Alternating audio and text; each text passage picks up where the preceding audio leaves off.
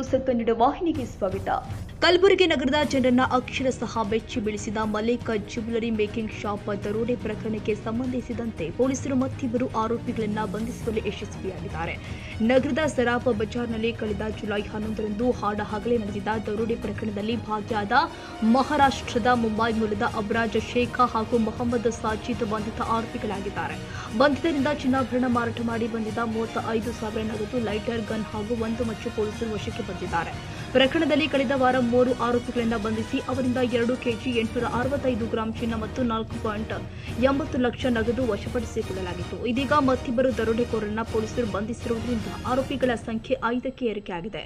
ಬ್ರಹ್ಮಪುರ ಠಾಣೆಯಲ್ಲಿ ಪ್ರಕರಣ ದಾಖಲಿಸಿಕೊಂಡ ಪೊಲೀಸರು ಆರೋಪಿಗಳನ್ನ ನ್ಯಾಯಾಂಗ ಬಂಧನಕ್ಕೆ ಒಪ್ಪಿಸಿದ್ದಾರೆ.